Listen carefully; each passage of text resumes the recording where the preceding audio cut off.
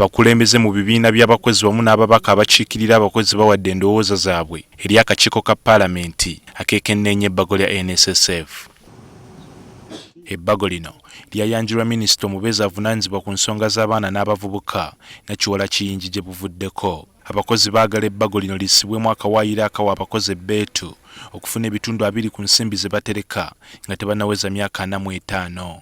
Abakozi bagamba nti ku myaka 55 abakozi kwe bafunira ensimbi zaabwe nga bawummudde, abamu baba tebakyasobola kuzitegekera bulungi. Members can be able to get a mid-term at when they are 45, as we are provided here, and when they have worked for 10 years, and then they can be able to also at the end continue. If someone has got mid-term for a house, then he will stay, he or she will stay in that house and will not need to get money to start building the house. Omukozi bw'abanga atuse ku 45 years nga akoze emyaka 10 abeere nga ajjayo ku busente 20%, sente ezo zimuyambe okutandikawo ekintu ekinamuyamba nga akaddiye ng'atuuse ku myaka egyo gy'ajjayo sente. Ebibiina by'abakozi wabula bisimbidde ekkooli akawaayiro mu bbaga akawa gavumenti olukusa okuggya omusolo ku nsimbi omukozi zaafuna nga amaze okuwummula, kubanga ensimbi zino gavumenti eba yaziggyako dda omusolo. Eby'omusolo twagiggyemu, tetwagalira ddala kuwulira omusolo ku ssente z'abakozi.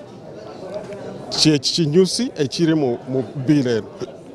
N'ekirala twagala kulaba nti bbiira eno eyamba omukozi mu kwetegekera nga mu bukadde bwe, n'okulaba byonna ebyo bibadde byetuluubirira okuyamba omukozi owa wansi kimuyamba. Sente ezaffe ng'omaze okumaliriza okukola ng'owummula bandi baye tebazikubako misolo, kubanga buli mwezi obadde sente zo osasula omusolo.